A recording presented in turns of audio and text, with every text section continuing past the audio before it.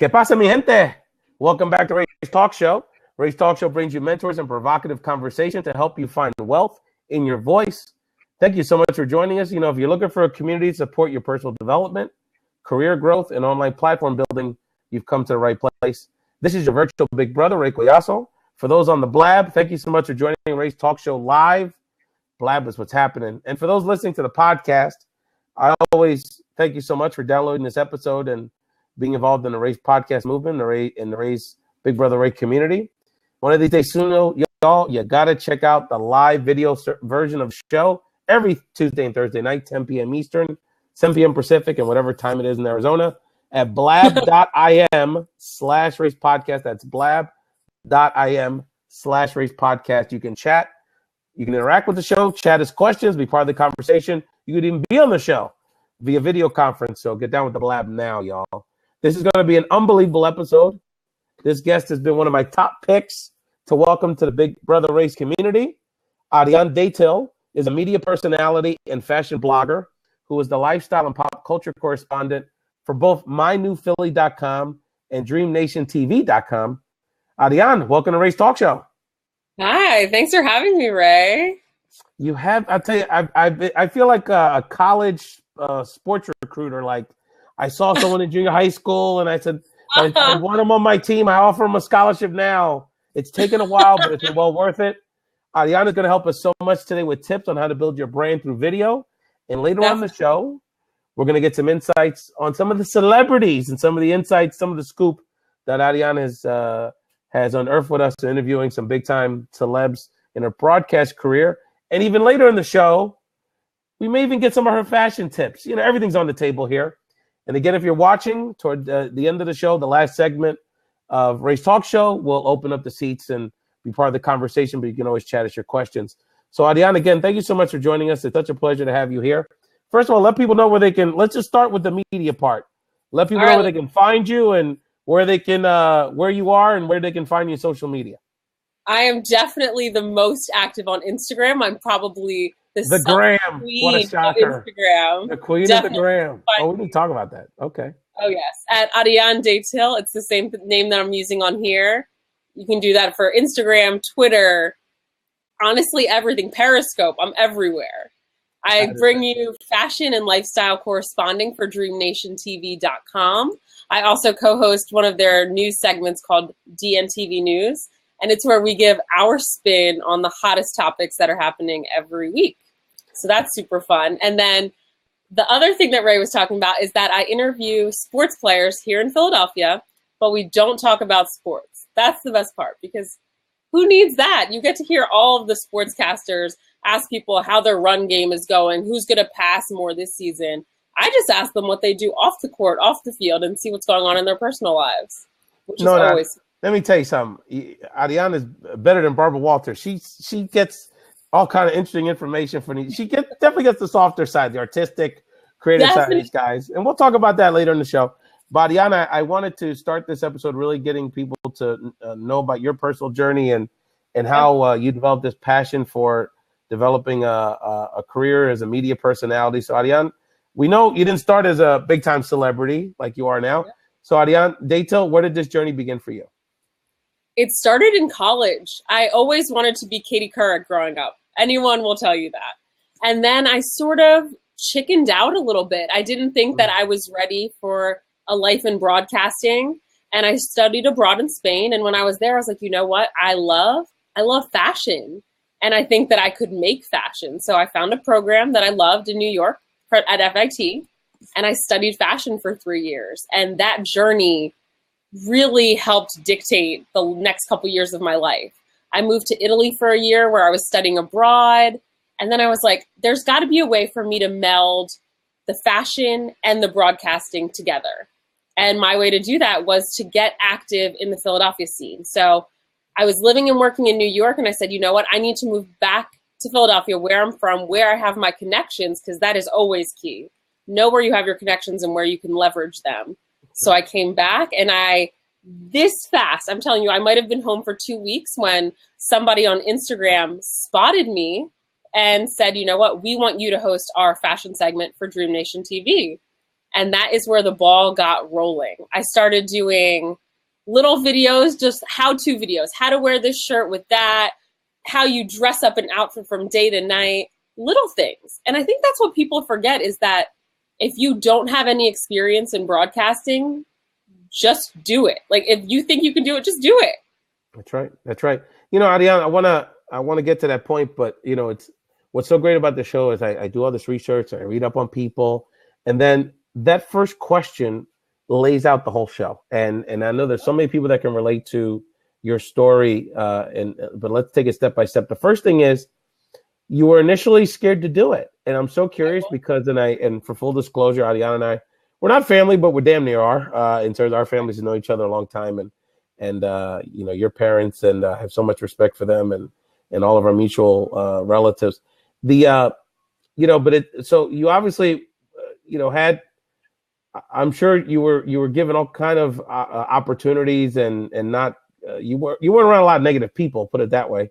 No. So what do you think was holding you back? Where do you think that fear came from? It came twofold. So it was, one, I didn't feel comfortable in my own skin at that time.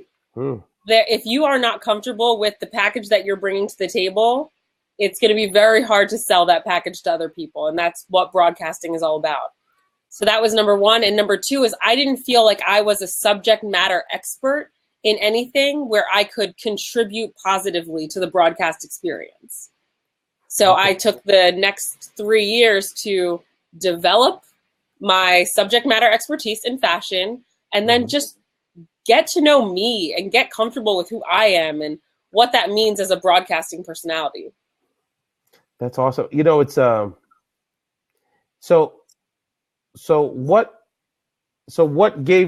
do you think was ultimately gave you the confidence? Was it, that's really my question. Was it feeling like you had an expertise to share, or was it more than that? It came from a different place. It came from doing pageants, honestly. I was watching Miss America with my mom one day, and I was like, you know what? I think I could do that. And part of what being in pageants is about is marketing yourself and selling yourself. And doing that first pageant got me super confident in just knowing who I am as a person and understanding that even if you're not a subject matter expert, guess what you're an expert on? You. And you can tell your story better than anybody else. So I just got really good at talking about me. And that's how I got started. If you make videos talking about yourself, you can basically talk about anything, in my opinion. And the other thing you talked about was even sort of before you got into video and broadcasting, you did find a passion with fashion. Yes. So I'm curious about how was how in your trajectory in broadcasting, how does the fashion piece fall into place? Because you talk about being a beauty queen and being involved in pageants, but that to me that almost feels like an extension of the fashion piece, right? So how did you make the connection between fashion and the broadcast element of your journey? So they didn't naturally come together. They all sort of happened, and I made my world come together. I think that's really what it's about. I love fashion. I love putting outfits together. Part of pageantry is making sure that you look good all the time. I spoke about how involved I am with Instagram. People started following me. People wanted to know where I was getting these outfit ideas from. I would say I was designing this piece. Oh my gosh, you design clothing too? You're not just a face on a stage. You do other things. And that's how it got started. I just started promoting myself through fashion and then telling people what I was doing and what I was interested in. And that sparked their interest. And then it's interesting because you talked about sort of, and it's so true. You can't move forward until you're on some level. I mean, we all have complexes, but on some level, you do have to be comfortable with yourself because 100%. Yeah. And I'll share with you, and I've shared it on different episodes of my podcast and shows, is I've always wanted to do this too. And I've wanted to do this since I was 7, 8 years old and be on TV. And yours, Katie Couric, was my Johnny Carson. And love it. And I think, to be honest with you, and I've dabbled with radio and podcasting off and on over the years, but hadn't gone full board until the last couple of years. I think part of it was, and I don't know if you know this or remember this. I know a few people on that are watching is that my dad was a radio guy. And I think part of it subconsciously was I didn't want to follow in his footsteps. I wanted to like do my own thing and feel like I was being a repeater. But on some level, how I think I got over that was following my heart and taking steps. And ultimately, it was about this being, whether it's podcasting or blab, video, it is about sharing your distinct message. And you talked about that, right? So, and we're going to talk about this later when we get your tips on sort of video branding and branding yourself in general on social media, is that there's a lot of, I don't know if you've ever heard of the term, and it's a big term in this internet game, the imposter syndrome. So there's so basically we go through this mental block where it's like, who am I to do this? I'm not an expert. I'm not a guru. I'm not, I'm not the person. I have not already been I'm not a millionaire. How can I teach people about business? Or, I'm not working, I'm not a Victoria's Secret model. So how can I tell people about fashion? There's all these different, people go back and forth with this. And ultimately, it doesn't matter how many people are doing business coaching or are broadcasters. The bottom line is that there's no one that can do it the way we do it. And there's no one can do it the way Ariane can do it. So can you talk to me about that part? Because you talked about that. That is so important for people to understand that how distinct all of our voices are. And now there's always going to be an audience for that distinctfulness. So this came right from pageantry. You have to fill out this application where you basically spill out your life story, and it helps you reflect on what makes you you and what is it that's so special about you that out of the 300 girls that you're competing against, what's going to make those judges want to pick you? Why are you going to represent the United States, Pennsylvania, wherever you're from?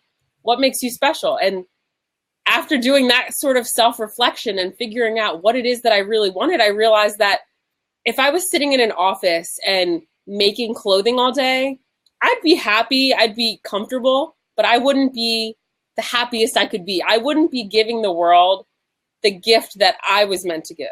And that's talking. I love talking. I could talk all day to anybody. And it was just about realizing that everything that you have to say is important to somebody. That's right. And it's just about being confident in what you have to say that makes it sound better to other people, in my opinion. You hit on, Ariane, two of the main things of my message and the message of the Big Brother Ray community is that the first one is that, on some level, it is you have to almost kind of think about it from a spiritual perspective, because it is about, if you don't do it, on some level, you are being selfish. Because there is something, we may not realize it, and I talked about this on an episode a few weeks ago. I had a birthday in November, and there was thank you so much. Appreciate that. And there was, I don't know, 10, 12, like really, really touching happy birthday things. I mean, there was a lot of happy birthdays, and they're all really special. I don't care if it's 3 seconds of somebody's time. It's still very nice for people to do that. But, there was, and, 3 or 4 of them I was really kind of emotional about it, because I just had no idea I had touched those people in that way. And they referenced they had referenced things that, I kind of vaguely remember, to be honest with you, moments and time. But if I hadn't put myself out there in those different ways, then those things would have never happened. I would have never helped those people. And then the other thing, it is about the confidence, because look, I tell people, there's I don't know, Ariane, we'll talk about this later in the show, but I had the darndest time. You'd be surprised. Every woman that's got it going on in any way that I know, I beg them to start podcasting, because I'm like, there's so few women that are doing this kind of stuff. Yeah. And I see it even as a bigger issue in terms of the diversity in these kind of spaces than the ethnic part. The gender pieces, there's a big gap. And so, and these are women that I got so much going on, I have so much to share. And I don't know if it's I don't know, they just, it could be. I have a feeling there's something holding them back. They're not sharing me, and but we definitely need to break through that for these folks. Honestly, for me, it was the unknown. It took sitting inside of the bathroom, like my powder room with my mom, just filming on an iPhone to get the feel of, oh my gosh, I love doing this. And even if I weren't paid anything at all, this is what I would want to do every single day. Absolutely, and that's what it's about. And again, you're listening to Ariane Datil, broadcast correspondent for what are you have so many web properties. What are the shows that you're on? I am all over the web. You can find me on mynewphilly.com. I host a show called Player Profiles, where I talk to Philadelphia's favorite sports players, but not about sports. I also co-host a show for them called VIP Philly, where we tell you the exclusive guide to the best events happening in Philly. And then I'm on DreamNationTV.com, and I'm your fashion and lifestyle correspondent, as well as a co-host of the show DNTV News, where we talk about pop culture and the hottest things that are happening in news, and we put our personal spin on it.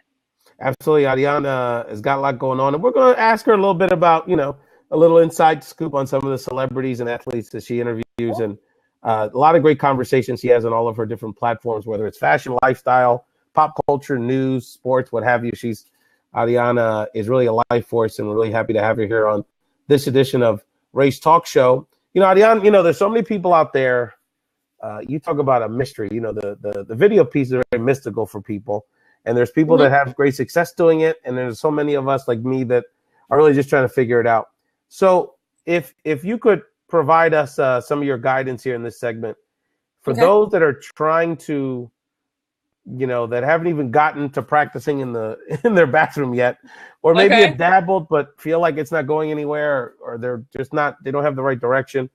If for someone that is trying to develop their brand online via video, what's your first tip for them? Consistency. Consistency is key, whether that means you're going to say you're going to upload every Tuesday at 10 p.m. That means every Tuesday you need to have content. I would also say that content is key. So people are going to look for you if they know that you're constantly feeding them information.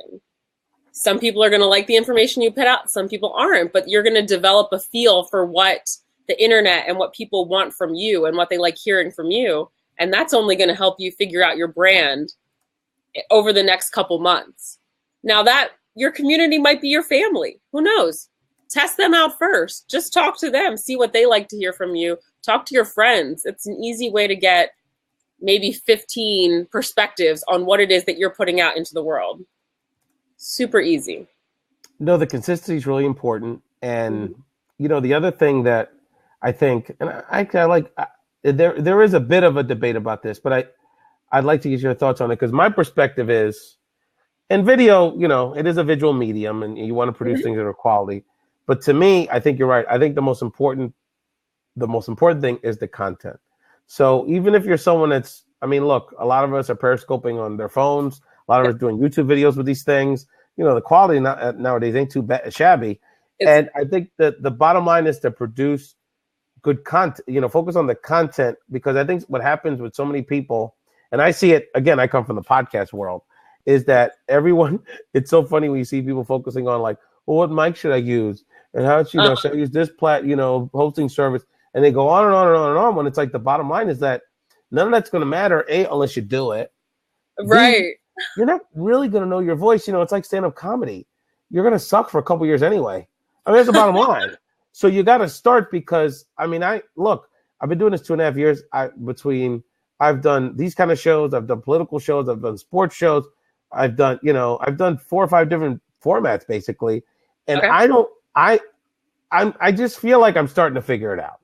But because unless you work your material, you're not going to know your voice. And it doesn't matter if you have all the lighting in the world and all the, all of the, sort of technical stuff down. If you're not producing anything that people want to listen to or see, it doesn't matter. So can you talk to people about that are struggling with, I want it to look perfect on YouTube because I want to look like, I'm on, MTV or something, and that balance between the aesthetics and the quality of what you're doing? For sure. That was honestly one of my biggest hangups. I was super concerned that I needed everything to be TV perfect, and I'd never taken an editing class, and I didn't know the first thing about editing a video. And so my mom was like, Actually, it wasn't even my mother. We have a family friend. Her name is Tori, and now she's on CBS and she has her own show. Go Tori. Good for her. She told me, just film it on your iPhone. Seriously. You can edit videos on your iPhone. I had no idea at the time. So I downloaded an app. Like I told you, my mom and I went into the bathroom that night and we recorded 3 videos that I uploaded, and then I auditioned for QVC. That quickly something can happen. It was one night I got the confidence to finally try it. So yes, was the quality terrible? Absolutely. There was an echo in the background. There were shadows behind my back, but the content was key. And that is what the agent who eventually recruited me said. He said, I heard your voice through all of the clutter. And that's what matters, because you might not be formally trained. You might not know the first thing about editing like me. Now I do, but I didn't at the time. It doesn't matter. They can see your face, they can hear your voice, and they know what you can bring to the table. Everything else is training. People can train you how to edit a video. People can put the right lighting on your beautiful face so you look even better. That's not up to you. You just need to bring the talent and the content. That's it. That's exactly right. And there's a couple things on that. One is that, and this is I think part of it's a cultural thing too. We always feel like you have to do everything ourselves. Like, you got to delegate that stuff out. I mean, on some level, it's like, and as I tell people that, on network television, all those people do, the more you move up on some level, the easier it gets, because you have people to do all those other things, produce the show, write the script, do the video, do all the technical stuff. When you do that, they just show up, someone hands them something and they go. And then so delegating and finding people that want to partner with you. And that's why I shared before we started taping, I'm looking for video editors to help me with the raw footage of the show here. And then the other thing is that, at the end of the day, it's like you said, it's like if you're providing something of substance, if you have a passion for it, people are going to see that passion. That's going to draw people to you. And the second thing is that when you have that passion and you have that consistency, you're more of who yourself. You're more yourself, so that when they're going to come because you're talking about the fashion, but after a while they're going to stay because of you. So because they've made that connection. So what do you think about my observation there? I spot on. And that is the way that we've been filming DNTV News. So we started off the show just talking about news segments and putting, if Khloe Kardashian got a new purse, we'd talk about Khloe Kardashian and her new purse and how we felt about it. But it got to a point where our viewers were asking, who are you guys? What does what you say matter besides the fact that you think it does? So we got to start a segment where we told our viewers about us, and you'd be surprised how interested the viewers are in who you are as a person, because that's what's going to keep them coming back. What happened? Oh, I redid my room. I should tell you about this. So I redid my room. It was the third segment of the show. Yeah. Every time. Please talk about it. Yeah. But I was very curious about that blog you did. Yeah. Okay. Yes. So every time I make a renovation in my room, I post something on Instagram about it. So many emails came from that asking me, do you go to other people's houses and do you decorate there? Honestly, if you asked me to help you out, I would help you out. But the fact that a picture started off this conversation is so incredible to me. That's it. A picture. Yeah. No, it's very powerful. And I think one of the things that also that comes out in your social media content is that when you are being authentic and being real, I mean, the fact that you did a blog about like how you decorate your room, I mean, that's personal, right? And that's, a lot of people create those barriers, but I think that draws you closer to your fans by being so open with them, I thoroughly agree. And one thing that is always interesting to me is girls love to be in the closet, so to speak. Like, they like to be in your closet, know what you have, know how you got that. But so many women aren't willing to share those tidbits. Where did you get that great pair of shoes at $20? And the people that are open about that and sharing their trials and tribulations when it comes to fashion finds are the ones that are growing their brands. Absolutely. And I want to really quickly, again, thank people for checking out Ray's talk show. We have a community here of people that want to service others while getting paid, being who they are, being 100% of who they are. And Ariane is definitely there. She's going for it in her life and in her broadcast career and as a fashion blogger and lifestyle commentator. Janine, thank you so much, Janine Barkman, if I'm pronouncing your name right, Janine. She loves the personal content. It's it's something where you know and like someone. So thank you for your commentary. I'm actually gonna open up the chairs if people like. It seems like there's a few people here that I know. Our homeboy Christian Abad is on the line. He's actually a video content producer in New York. You should definitely connect with him, Ariane. So if any of y'all would like to jump in, we have the chairs for free. If you have any questions for Ariane about marketing yourself with video, whether it's YouTube, Periscope, broadcast, online. Sabrina, we got some people. See, I told you what happens after a half hour. People find out you're here. I know. This is really cool. So feel free to ask more questions. Lynn, thank you for joining us. And again, this is Ray's Talk Show, and I'm on Talk About Being Consistent every Tuesday and Thursday night, 10 p.m. Eastern, 7 p.m. Pacific. I can see there's a new feature that came out literally today, Ariane. I don't know if you see it. It's a mapping system. What's system. That? So I don't know if you can see it as the host, but okay. I can actually see where some of these people are chiming in from. So we have someone from what appears to be, Arizona, I would guess. That might be like Tucson or Phoenix. Someone from either Houston or New Orleans, New York. I know my homie Christian's in New York. What appears to be upstate Michigan, Grand Rapids. I've got a cousin in Grand Rapids, a Puerto Rican in Grand Rapids. He's he's actually, he's funny because James he's a quarter Puerto Rican, a quarter Cuban, and half Miami. And half Italian, and he's a lawyer. So I always tell people he knows where all the bodies are. He knows where all the bodies are. And he can get. You got to be very careful with that guy. But Sabrina Elby, Canada. Okay, wonderful. Well, we have cool. Miami and Canada in the Northwest. At Vancouver, I would guess that's Vancouver there. New Orleans, Houston, I guess, depending on where that is on the map. But again, thank you so much for joining us. We're talking to Ariane Datil about personal branding, particularly with video and broadcast. Sabrina Sith has a question. Is there monetization opportunities in Periscope, Ariane? There sure are. You can make, just like Instagram. Are you familiar with how to make money on Instagram? It's the same way.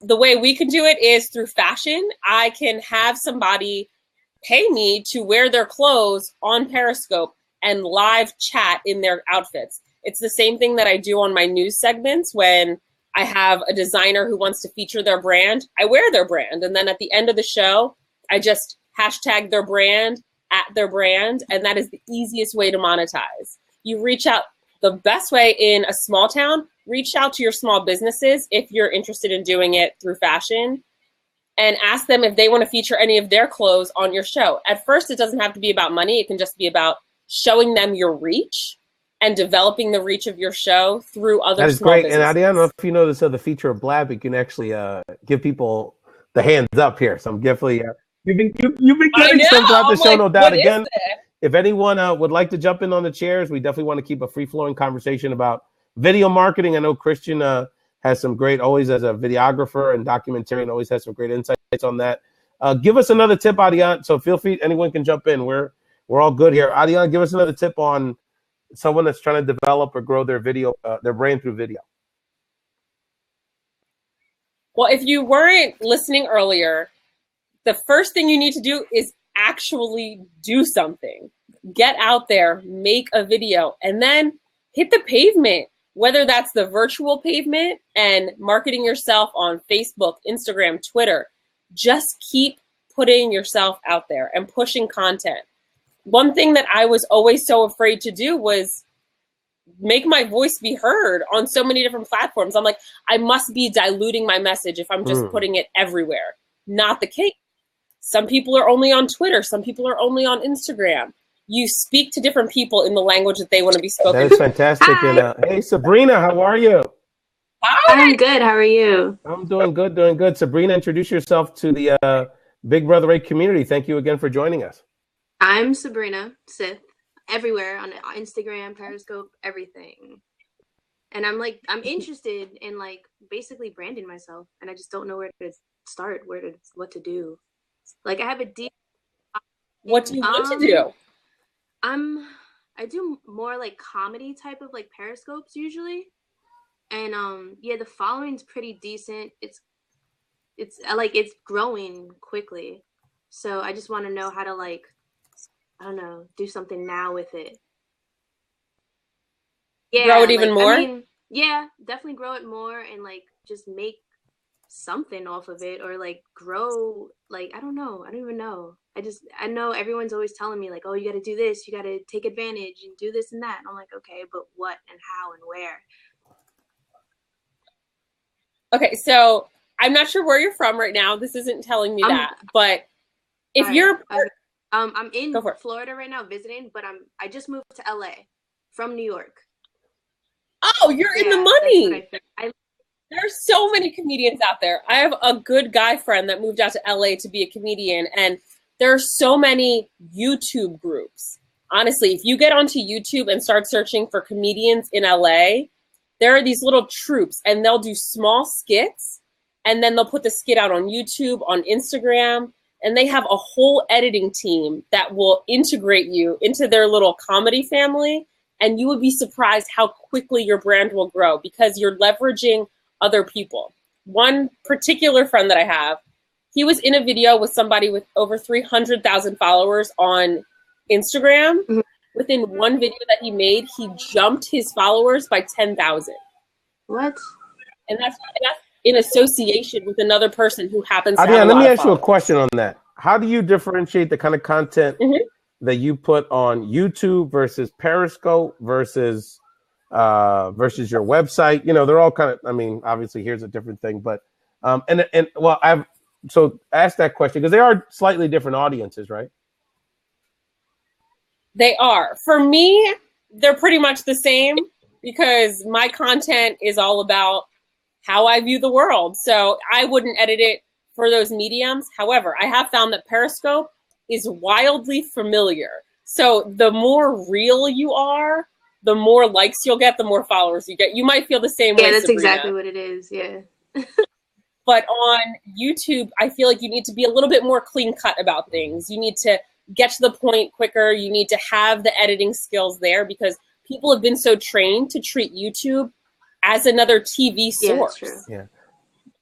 They'll go on to watch whole shows as if they were watching Sabrina, TV. when you jumped on, the last thing I thought you were going to say is that you do comedy. I'll be honest. I figured, oh, she's a high-end fashion designer or something. So tell us a little bit about your comedy and your brand. I'm just more of like improv, like on the spot. I'm all about, I mean, my main message is like positive energy and like just spreading good vibes and like just making people laugh. And, you know, Periscope can get weird at times. So I try to like, yeah. Like they also call me the block queen. I block all negative energy. I'm at like over 1,000 people blocked because I'm just like, oh, I can't. So it's all about like just positive vibes and laughing and just being able to laugh at yourself. Yeah, my assistant producer, my 4-year-old son, he comes down about 10:30, 10:45. He sneaks down to see what daddy's doing, but he's got ulterior motives. He just wants my phone so he can play Angry Birds. But Sabrina, what you know, this comedy thing. So do you do? Is it how'd you get into comedy? I'm so curious. I've always kind of like ever since I was younger, I've always wanted to be on SNL. That was like always a dream. So I mean, I've always just naturally been funny. Like I know that sounds ridiculous, but it's just I've always been like quick with it. Like I'm very quick with my responses, like everything. I'm just on it. And everyone's always told me like, yo, you should really do something. I did stand up like 4 years ago. Okay. Okay. I nailed it, but I never did it again because I was just like, interesting. Let me stop. I'm on top right now. This is it. Let me retire. Did anyone record you? Somebody has it somewhere in like New York. I don't know. I haven't Girlfriend, put that on the line. I haven't looked back at it because I'm just like, I can't. It's too good. It was too good to be true. But yeah, you're right. I should put it on YouTube or something. I really need to start the whole I need to take advantage of YouTube. I just haven't. I was just watching a blab where they were saying YouTube is the number 2 visited site in the whole internet. It's Google and then YouTube. And YouTube is owned by Google, so they are taking over the top 2. And the other thing about YouTube is that not only is it the second big, well, I don't know if it's second or third in terms of the search engine. Well, so it's a big driver of search of the Google search process as well, because it's connected to Google. So it's like there's a lot of incentive to being on YouTube, and at this point, it's almost like if you're not doing it, it almost is a knock, because the first thing that people that see you maybe at a comedy club or an improv stage, they're going to want to know what your brand looks like. And if you haven't cultivated that, it's going to take away, even subconsciously, it's going to take away from what they think about, how you move forward. But so Sabrina, let me ask you and Ariane a question. Where do you find is your audience? Because I could see Ariane definitely like fashion, lifestyle stuff. I could definitely see Periscope. Sabrina, comedy, I don't know, not as much. I mean, I know, I could see that, but I know how somebody like Kevin Hart remember he used to play like that fake rapper. I forget what he used to call him, he would put that more on like Instagram and YouTube, somewhat Facebook. So where do y'all find in video, where is your audience? So Ariane, would you agree that Periscope's part of it? But I mean, where do you find your audience? I was online? Just going to make a suggestion for Sabrina. Do it. That's what we're here for. I would say if you're quick-witted, and this isn't video-based, but Twitter could be key for you. Twitter, yeah. I mean, can you be funny in 140 characters? I can, but I feel like Periscope just works because it's more like right then and there, and like I don't overthink it. Twitter, I'm like, no. Oh no, that sounds so stupid. You know what I mean? Gotcha, but like with Periscope, I'm more like, okay, like I just get it out, and then it's like, all right, it's out there. I could see Sabrina too. I mean, not that but I could see where. Have you ever tried to do like a quick like one-liner either on Instagram or Facebook or Twitter with like a funny picture? Because I've seen comedians do that pretty successfully. Like, I definitely have a few of those on my Instagram, and like once I get back to LA, I do plan on making like the little like funny Instagram videos and like looking up with other comedians. That makes the most sense. So I'm definitely going to do that. I would say the quick Instagram videos have me all night long. do you follow Girl with No Job and Boy with No Job? Yes. Okay, so I have always believed that Instagram accounts like that should also be visual. Yeah. If I had somebody relaying these messages to me face to face, I think I would pee my pants. They're that funny. And there's always just something funnier about somebody saying it. That's very true. I've got a controversial question, Ariane and Sabrina. Ooh. Is Vine dead? I'm not. Talk to us. I don't know. I'm feeling it's kind of, it's going off the cliff. That's because we have Dub Smash, and Dub Smash is life right now. I think Stephen Curry and his wife have just taken it to a whole new level. That is true. My personal opinion. Vine's still doing it. You have people like King Batch and like all these like Vine stars that are still like trying to hold on to it because that's where it came from. But I mean, everything's kind of on Instagram now, so maybe that's true. Ariane, how do you use it? How do you use Instagram? What kind of content are you putting? I'm sorry.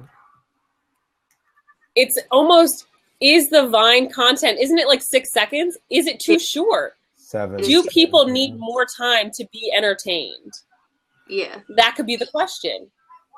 Mm-hmm. That's very true. I know that I do. I'm like, oh, it's done? Oh, I need more. Yeah. You keep watching over and over. Are y'all familiar with, I think in the Latino space, probably the kid that's done the best with Vine is LaJuan James. You know LaJuan James, Ariane? I don't. Oh, you got to see this kid. He's gotten really big. He does like the real funny cult. He basically plays his crazy mom. So he basically does like all the stuff crazy moms and grandmas in the hood do in Spanish. You know, it's chancletas and a lot of funny stuff. But he's killing it. He's got Pizza Hut. He's got a beverage sponsor. He's doing really, really well.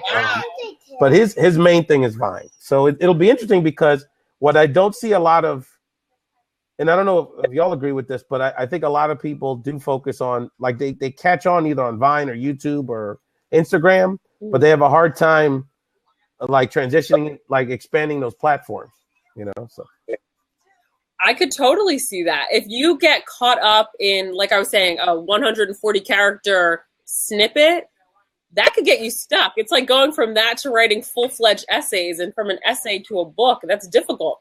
But Sabrina's a talker, I'm a talker, and it seems like long video is our way to go.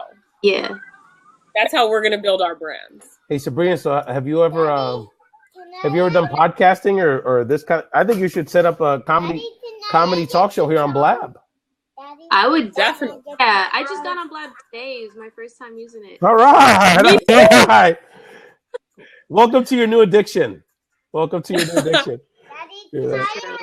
Thank you. Here, I'll add to your followers right now. I'm following you. Absolutely, yeah. So, what are you doing in LA, Sabrina? What's your goals while you're out there? Well, I mean, while I'm there, like my regular job to pay the bills is I work for music artists. I do catering and I like in festivals and stuff like that. But yeah, it's really to actually just tap into the whole comedy thing and like acting in general and stuff like that. I love Ariana, what? No, I'm sorry. No. Ask away. Oh, I wanted to know about her sleeve. Oh, yeah. I have a sleeve. Full sleeve. How long have you had that? It's a very cool sleeve. How long have I had it? I started when I was like 16 or something like that. So it's been... You might think this is opportunistic, but you could use your sleeve and your tattoo art as a way to grow your following. I don't know if you've already done that. Yeah, I've definitely it's doing that. Pretty cool. Absolutely. Yeah, I had another question for Ariane. In terms of because there may be some people specifically interested in your fashion platform portfolio for people that are the fashion bloggers or specifically in the fashion game. You talked about Sabrina's sleeve, and that's a part of the fashion world now, big time. Give me a specific tip or thoughts about how to build your brand if you're in the fashion game. Know what you like.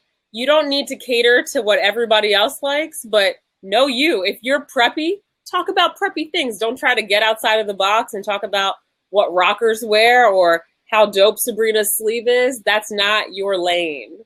And it might sound like I'm trying to narrow you into something, but that's how you create a voice. Start your brand exactly where it should be. Mine happens to be boho chic, a little nerd chic, because I always have different glasses. Stay in your lane, and that lane will grow into other things. Like mine went from just fashion blogging to lifestyle blogging to where now it's, okay, you're wearing this outfit, but what room does that girl want to live in? What does she want to do on the weekends? Where does she hang out? Who are the people that she's hanging out with? It becomes much more of a lifestyle conversation, and people are super interested in that.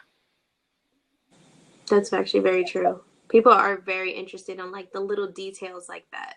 Like people to be broken down. It's like, okay, you look nice, but tell me about everything else in your life. Oh my, I was telling Ray that earlier. It's so key now. It's about the girl who's going to share with other girls what makes her fashion so successful. Yeah, exactly. Sabrina, what have you found has you've connected best with your fans in terms of online? What has been like the biggest, we've gotten the best reaction? Oddly enough, like, so I'm vegan and I'm straight edge. Like I don't drink, I don't smoke, I don't do anything. And people are really intrigued by that because, you know, nowadays that's everyone's doing that, or like not everyone, but you know what I mean? It's so like, so out there, and it's so like deemed as like, it's the popular choice. And I'm over here like, no, I'm good. Like I can walk into any room and just be like, naturally, you know what I mean? And like, and everyone's always just intrigued by that. It's funny the reaction that I get from that, and people are always just want to find out more. Like, where do you get your energy from, and where do you do this, and how do you do that? I'm like, I don't know. I think it's part of this reality mania that we live in. We've been so trained to be interested in strangers' lives, the nitty gritty of strangers' lives, that we've taken that and like hit the pavement. Now I want to know, where does Sabrina get her hair done? Does she do it herself? What products is she using? And you watch a whole YouTube channel on that, and then you find out it's 4:00 in the morning. You're like, where did my night go? Very true. It's crazy. So Ariane, one of the things that Sabrina, we wanted to have Ariane on Big Brother Race talk show, and again, we appreciate. We've gotten some great response and great feedback from people that are on the stream, and for those that are listening to the podcast version of this, y'all missing it because we got great interaction and with Ariane and Sabrina, and we really would love to figure out a way to support Sabrina's journey. And being a female comedian in the game is definitely very distinct and really exciting to hear what you're doing. Ariane, you're not just in the internet game, you're on the broadcast game. I mean, you're on TV. I flip channels and catch you sometimes. So help people out there that are trying to, including someone like Sabrina, who's probably trying to get some airtime as well. Give people some advice on how to make that leap, because some of us are sort of trying to go from this medium onto the tube, right? So I'm sure people are curious about tips for that part of your journey. Okay, so before I answer that part, and bring me back on course if I veer off. Oh gosh, hold on, I'm getting a call that I'm ignoring.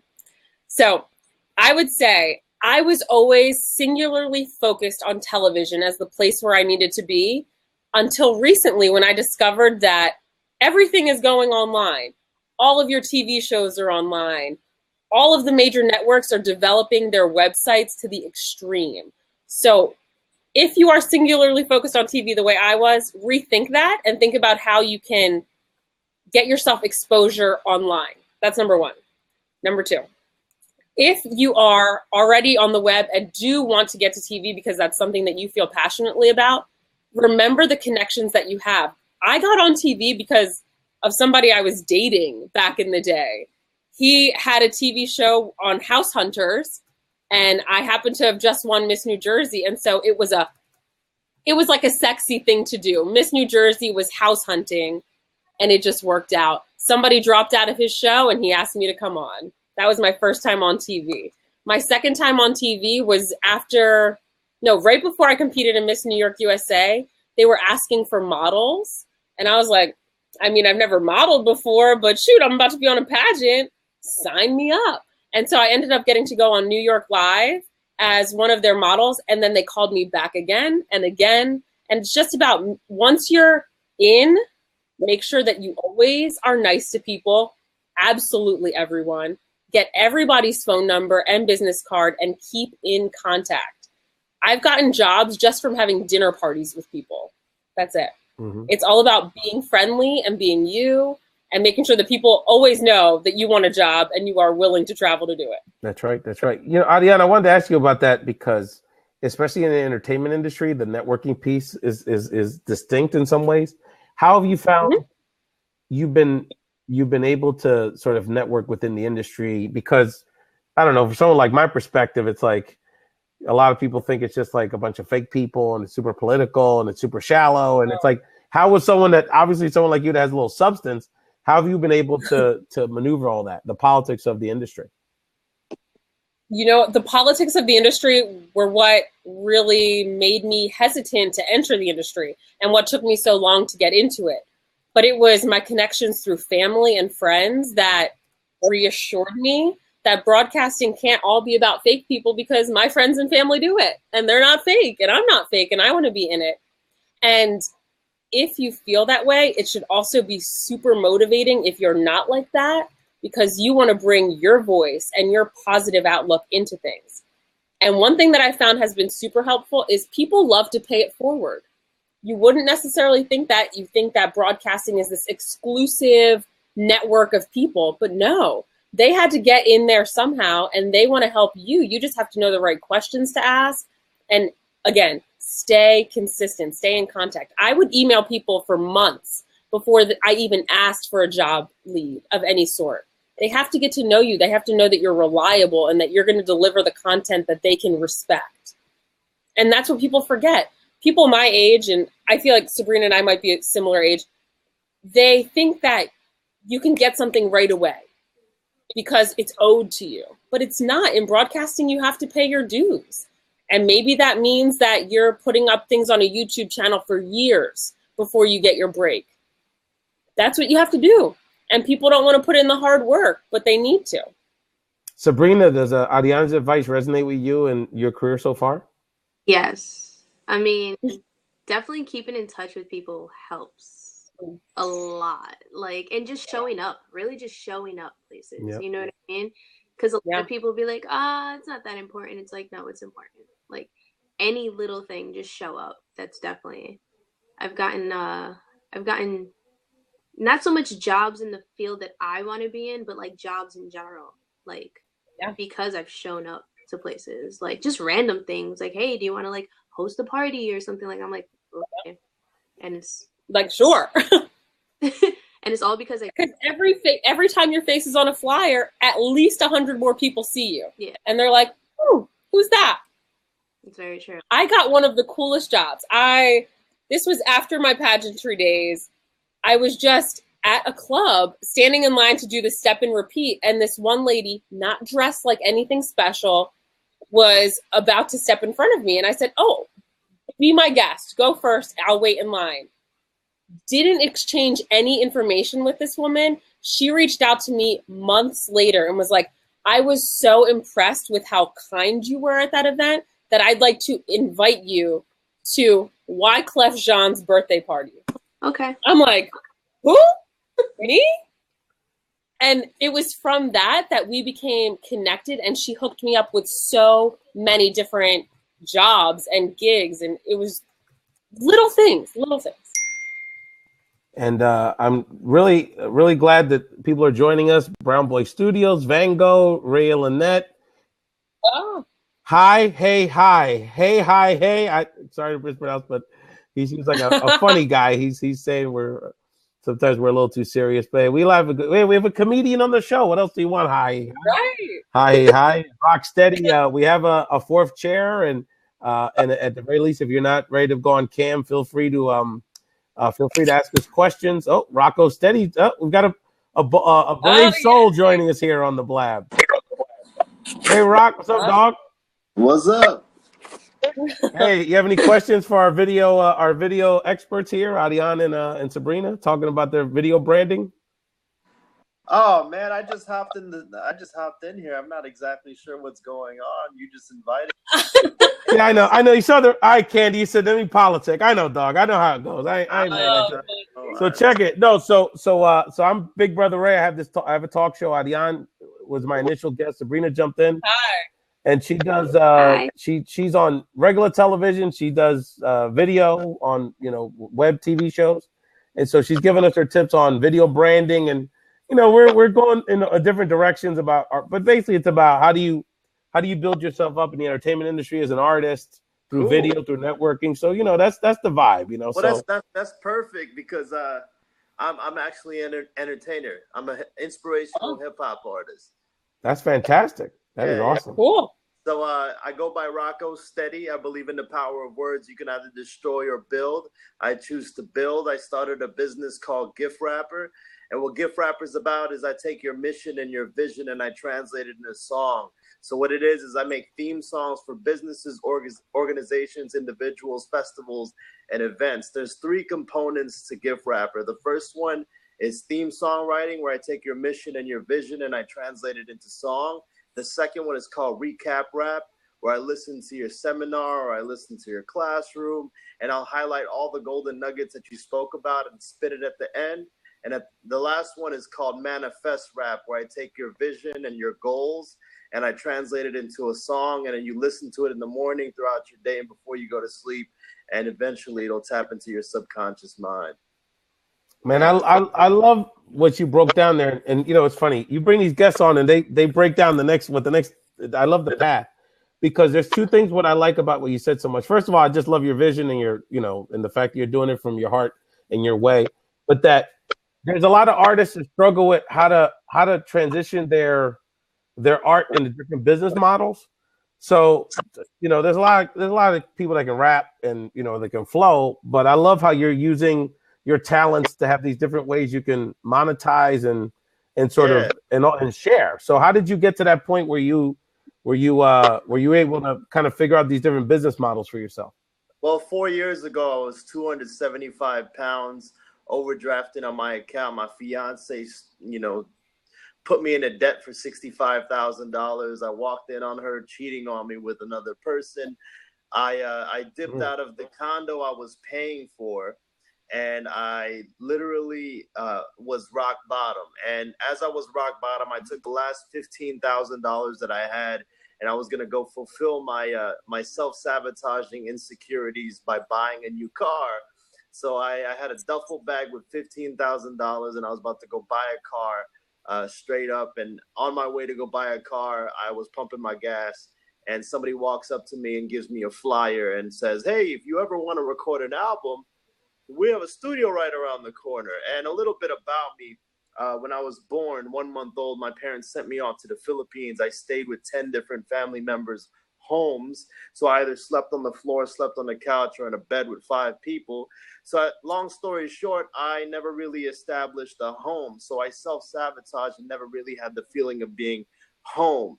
But if it makes any sense, I was at home everywhere I went, but I was always searching for a home. So I never felt at home. So I went ahead and took the opportunity to check out the studio. And the moment I walked into the studio, this studio is where Beyonce and Destiny's Child recorded their album. Erykah Badu recorded their album there, her album there. And I felt at home when I walked into the studio. And so I took the duffel bag and I walked into admin and I said, "What would y'all give me if I gave y'all my last $15,000 that I have?" And they said, "We'll give you 7 months, 24-hour access." And I said, "Let's do it." And so when I was there, I discovered the power of words because I was sleeping in my Mazda Miata, and I would shower and brush my teeth in the 24-hour fitness. And guess how a 275-pound man falls asleep in a Mazda Miata? He works out as hard as he could possibly work out just so he could pass out by the time he gets into the car, like knock out, right? So I would be in the studio 24/7, just diligently drilling myself in there. And that was a place where I just experienced healing. And let me give you one lyric that I can... Please. Yeah, you know, one lyric that vividly would describe why I'm so committed and dedicated to what I do in the power of words. So I never smiled before. You know, thugs, we don't smile, we mean mug. I was mean mugging in every picture. And if you notice, ever since I hopped on this blab, I haven't stopped smiling. And this is, I mean, I'm literally just, my face is just this way all the time now. And because I spit a lyric one time and it goes like this, it goes, "A smile filled with confidence is a dangerous kind. Add persistence to the grind and supplement it with drive. In any industry, we are dime a dozen, from DJs to MCs to the graphic designers. I choose to stand out and understand my doubts to the point that my mouth expresses what I'm truly about." You see, when I said it, I wrote it down, and then I read it, and then I spoke it, and then I recorded it, and then I mixed and mastered it. I listened to it, and then I jumped on stage and performed it. 4 weeks later, there's a picture that like surfaces on Facebook where I'm smiling, right?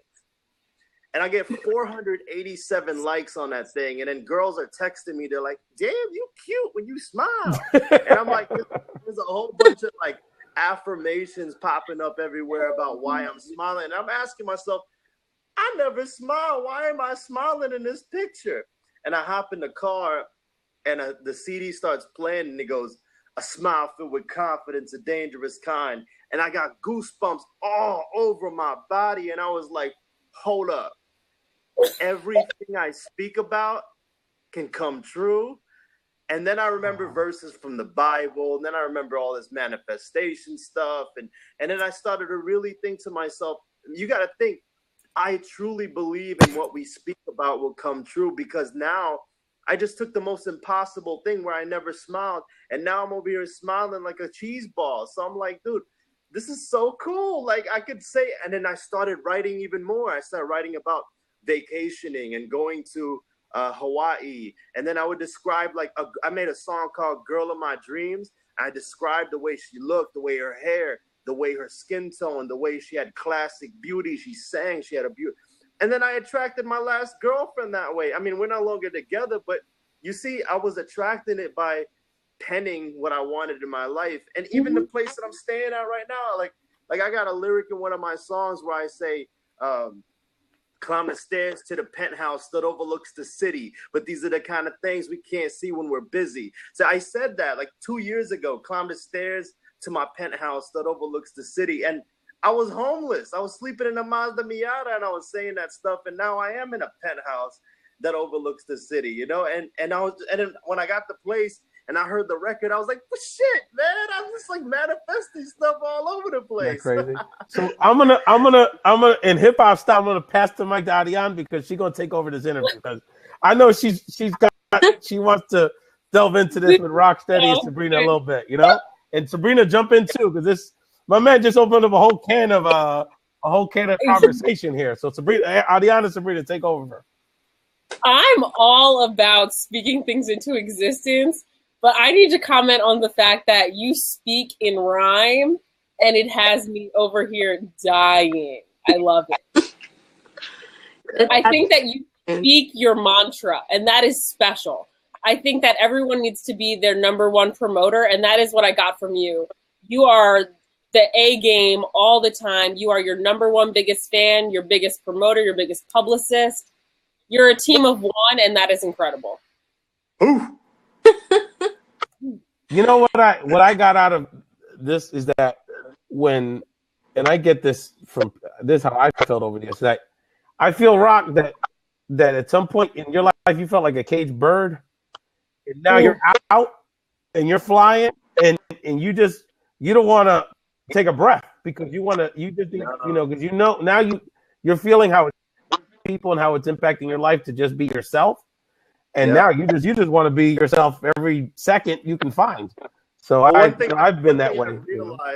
One thing I've realized is when you are authentic and you finally embrace your true nature of who you are, and you accept your purpose and your gift, and you shine your light as bright as possible, you give permission for other people to shine their light. Woo. And that's the most beautiful thing. It's so amazing when you share your gifts. You see, I believe that we come from a creator, so we inherit traits of a creator, which means we can turn nothing into something and something into everything. And I believe that everybody that is breathing is an artist because we can create.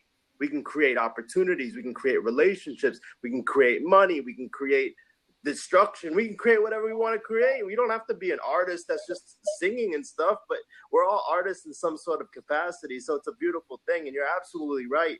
I have been liberated, and I've been liberated for 4 years, and I just want other people to feel the way that I feel and understand that I've been rock bottom, and I felt like shooting myself in the head, and I felt like life wasn't right. I felt like shooting other people in the head. You know what I mean? Like, I felt like all sorts of things. But guess what? I'm a human being that feels these emotions, and I want other people to feel like, look, just because you're going through a struggle right now does not mean you can't overcome. You can definitely overcome, and you can contrast that supreme, extreme negativity with the positivity that's about to happen in your life. Can we talk about the fact that, Sabrina, you were trying to find a way, a media outlet, somewhere to get your talent heard? This man just popped into a different show, told us his entire business plan, his life story, and just got additional people in his viewership. That's quick. That's right. And if I can jump in, Ariane, I want to, with all due respect, I'm doing this because I want to help the sister out. I want to read you a little bit, Sabrina, because I've gotten a sense you jumped on for a reason. So this has been such a blessing that. So Rocco, she just jumped on. You know, I asked people to jump on. So jumped on, yeah. But it's awesome. But she's a comedian, and she's got a lot going on for herself. And you said a few times in this conversation, if you've noticed, I went and did stand up. I killed it. Then I was scared to do it again. I go on Periscope. I have fans, but I had a bunch of haters. So I don't. I'm a little. So what I want to share with you, Sabrina, is that you just got to let all that go. No, yeah, I do. You know what I'm saying? So I just, It wasn't about haters. I blocked the negativity. That's what I was doing. But I'm with you. I'm on Periscope every day. I'm still doing my thing every day. But I don't allow. I mean, I definitely overcame a low self-esteem and like a lack of confidence. But now I'm so far from where I was when I did the stand-up. Like now I have so much confidence in myself. Like it's almost embarrassing to who I was. So Sabrina, but the confidence is awesome. But so what do you feel is the piece here? Because you came on for a reason, and I know the branding, and it seems like you're still trying to find your voice. Which look, we're all trying to do that. So I'm not trying to be critical. I just want to help you out in this conversation because there's a what do you feel is then now the next step for you to build up a little more confidence and sort of just hone in on focusing your craft here? I mean, it's my confidence is there. The thing, my question was more like, okay, I have like close to 9,000 followers on Periscope. What do I do with that? Wow. You know what I mean? That's and like, impressive, how do girl. I like, how do I monetize? How do I like, you know what I mean? But you answered it with the whole fashion thing, you know, ask people to like, oh, like I'll wear your clothing, or I'll do this, or I'll like, and like that makes product sense. placement for you. I would say where I use fashion, you can use props, or you can be in locations that you want to give props to, or you want advertising for. Yeah, no, yeah, I'm definitely gonna look into that, how to figure that out. Reach out to different people and you know, I'm all about you know, we're millennials, and there's a lot of technology out there and a lot of platforms like Periscope and Facebook and social media platforms like that. One of the most effective ways that I feel as an artist that you can monetize is by being just reaching out. Like for me, okay, if you told me like, do you have any product out? Do you have like any albums or something? Are you a singer? No, definitely not a singer. I'm more of like improv, comic, stand up. I do like, if you were to watch my Periscopes. Oh, you do comedy? Yeah, that's dope. Yeah, I can appreciate somebody that can make me laugh. Well, you know, like what you can do is merchandise. Start merchandising. Have something that you can sell, and then if you just told your story, you share with people like, this is who I am, this is what I'm doing, and if you just reach out to people one by one, you'll be very surprised of how many people will support you. Like if I saw your comedy and I liked you, and then you were like, yo, Rocco, I need your support. You know, I need you to buy like $15 or $20 for like my DVD or for my audio. Like if you recorded your comedy on audio or something, I'd support you. But a lot of times artists, we have this, I don't know, correct me if I'm wrong, but from what I've experienced, from my own personal experience in the past, I used to be very shy about sharing my craft with other people because I don't want to bother them. I don't want to be like a beggar, that kind of thing. So, but if you have 9,000 people following you, then you need to always have a call to action. At the end of everything that you're doing, have a call to action. Excellent. Come to my website where you can download this free, you know, comedy. I don't know how comedy world works, but you know, I'll tell you a joke if you sign up for my email list, and then you can have all those emails for 9,000 people, and then your lifestyle, the way you live your life. I know you like inks right there. You're all inked up and stuff. You know, you can collaborate with a local tattoo shop and be like, look, if you tattoo my next sleeve, then I'll promote y'all, and they'll just hook you up with a free sleeve, and then you know that's a way for you to monetize, because now your fans have now paid for your next sleeve, and then they're also going to probably sponsor like a local comedy show where you can not only headline it, but you can also produce it, where you can invite other comics in your city, where not only now you're utilizing your position to help other people, and then you get like 10 of them and you tell them to invite 15 people each, and then you got yourself a packed house, and then you charge $10, you walk away with $1,500 for the night, and then you chunk $100 to everybody. Yeah, that makes sense. You know what I'm saying? Yeah, I got a hip hop artist. My youngest brother's a hip hop artist, and he hasn't paid for a hoodie or sneakers or hats and gear in years, because he just, you know, he tours Europe, he tours the U.S., and you know that's the deal, you know. So yeah, there's lots of ways to do it. So Ariane, I know you got more feedback. I told you, the longer you get on here, it goes in so many interesting directions, these conversations. It is. I just love where we're going with this. He gave so many good pieces of advice to you, Sabrina. I hadn't even thought about the tattoo shop, but that is very smart. Actually, use the things that you already do. That's very, very smart. Yeah, I worked for. You guys have heard of Black Ink? Black Ink. Mm-hmm. It's no. Oh, on VH1. Oh, is that Miami Ink? No, it's in Harlem. It's in New York. I worked at a tattoo shop. Basically, the show was on TV. Like the shop was on TV. So like, I mean, I've gone that route, but I kind of like, I don't know. I guess it's more like I'm not trying to do the whole tattoo route, but I do Okay. understand. Like I definitely do want to do like I don't know, clothing. I can get into that. I can definitely get into that. But as far as How tattoo about art in general? art, yeah, actually, I've set up a few art shows. I used to work at the Museum of Modern Art, so I used to like. Beautiful. Yeah. Yeah, I was I definitely love welcome. art, y'all. Yeah, art's one of my favorite things. Look, I got art all over my walls. That's what's up. I love art. Very cool. Beautiful room. Like my dog. Just wanted to give a quick shout out to the folks watching. You know, we've got people. There's this new map feature here on Blab. So we got people basically in every region of the country: Florida, East Coast, Cali, Texas. I think there's some people in Vancouver, Canada, and there's somebody either in Scotland or Ireland. It's hard to tell with the size of this map. So we got a couple international folks. So just want to thank people, ask questions, and we'll just keep this going. And Ariane, just to kind of go back to our initial conversation. Actually, I wanted to ask Rock a question. Well, you have a very distinct audience potentially, right? Like scene. How have you been able to connect with those people online?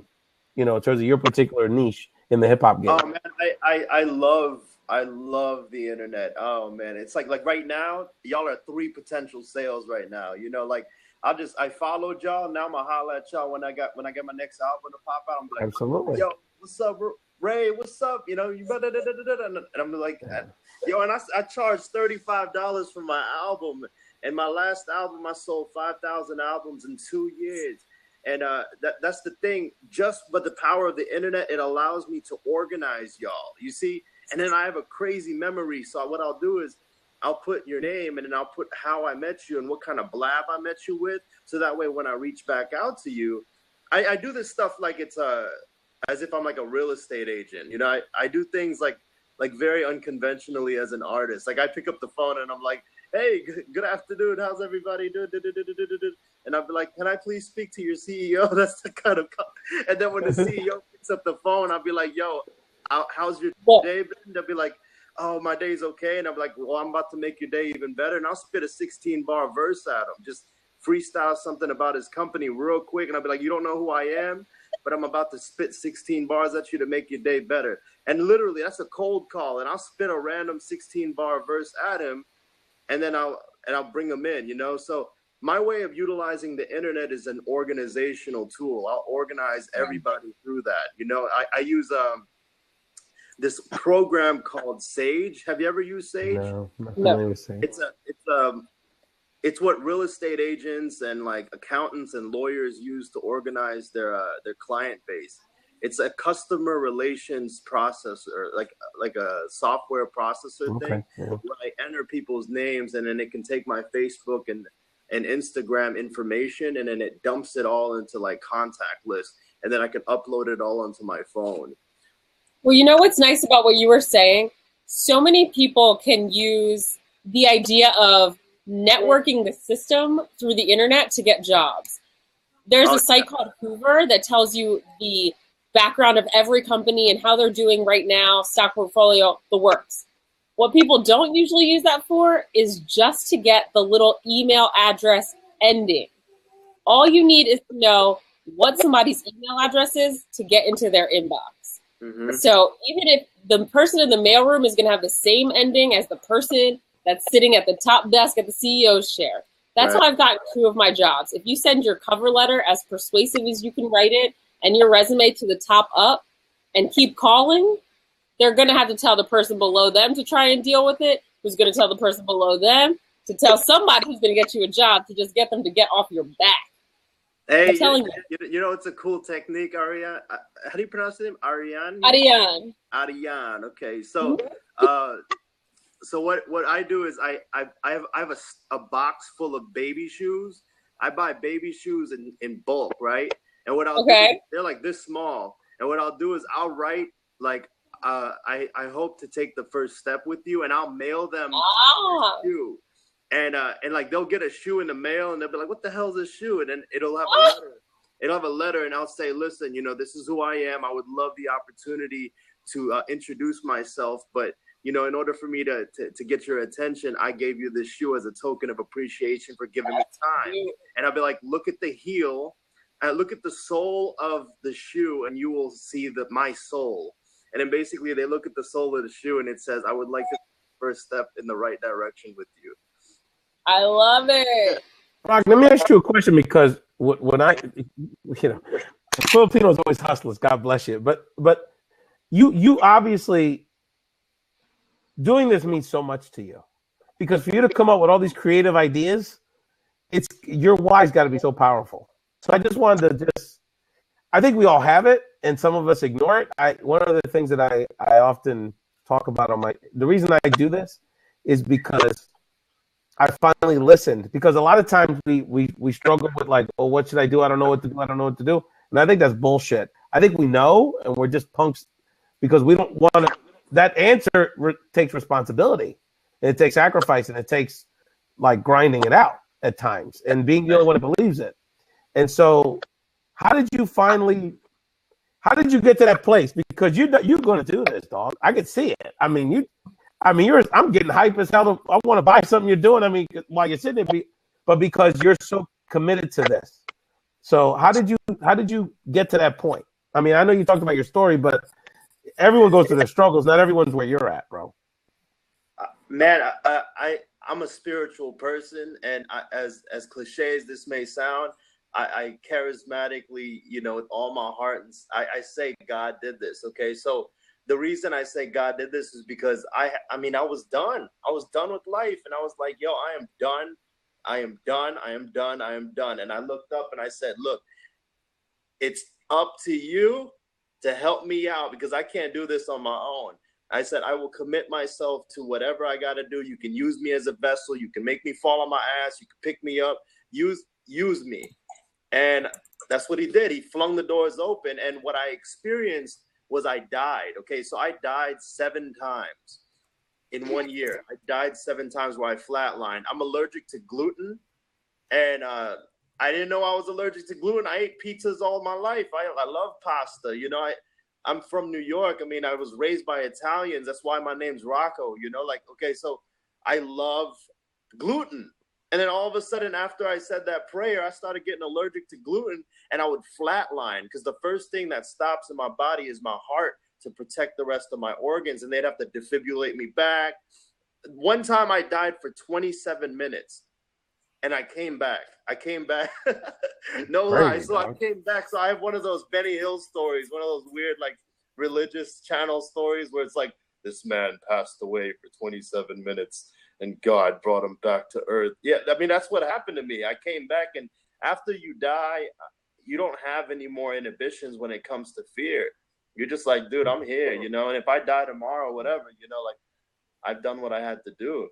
So Rocco, our panelists, a few of them have to run soon, and what I'm going to do is, Ariane, I'm going to ask you to shout your stuff out again, and then I'm going to stop the recording for the podcast part. I'm going to stay. Rock, you want to hang? I'm sure a few of the people that are watching, we'd love to have them join us, and we'll just keep talking. And I know Sabrina's got to go soon. So Ariane, for the purpose of the podcast listeners, let people know how to find you. Any final words, and let people know how they can follow up with you. Definitely. Guys, it was so awesome being here and getting to talk to you, Sabrina and Rocco. Amazing. I feel more inspired than even when I just started the conversation. So that's wonderful. And thanks, Ray, for bringing us all together. This is super special. Awesome. And I wish you the best of luck with this endeavor. You can always find me at Ariane Datil on Instagram. You will see lots of fun photos. A lot of them happen to be of myself and everything that I'm wearing that day. You can also find me on DreamNationTV.com doing DNTV news segments. And you can find me on mynewphilly.com, where I host a show called Player Profiles, where I talk to Philadelphia's favorite sports players, but not about sports. And the next time you come on the show, Ariane, we're gonna have to talk more about that. And okay. And you're gonna have to be a regular. We got to negotiate something. I have to talk to your publicist, because you need to be a part of this Blab community. There's no question about it. Sabrina, real quick, shout out where people can find your comedy, because again, this is my podcast, so I definitely want to make sure people that are listening to the podcast know more about your branding and follow up with you as well. Well, this was the most amazing random thing I've ever done in like a while. Just randomly popping in, talking to you guys, super inspiring. It's amazing. You guys can definitely find me anywhere. At Sabrina Sith, like Sabrina, and then SITH as in Star Wars, because I'm a huge Star Wars nerd. And Did you I'm gonna today? I thought it was your last name. No, just Star That's Wars. so did I'm I. gonna That's go see it crazy. tomorrow. I'm gonna also be putting out the videos on Instagram, like I said. Next month, definitely keep a lookout for that. And find me on Periscope, just acting a fool, because I'm on there. I want to doing it up. when So you, yeah, Sabrina Sith. Sabrina, Definitely find me. I'm gonna follow all of you. Sabrina, this is what we're gonna do. I'm gonna connect. There's two women out in Chicago that are part of the comedy troupe scene out there. Wendy and I can't think of Wendy's partner's name at the top of my head, but anyway, one's Dominican, one's Venezuelan. So the troupe is called Venezuelan, and they're kind of like an Abbott and Costello thing, because like one's tall and light skin and one's shorter and darker skin. So it's kind of an interesting kind of thing. But anyway, I'm gonna have them on here, and then you can come on, and then the three of you women could just laugh and crack jokes, and I'll just sit back. But it's good networking. They just got a hookup. They just got some deal for a video series.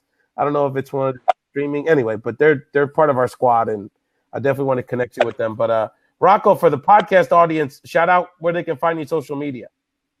Rocco Steady, Rocco Steady, Rocco Steady, ROCKOSTEDY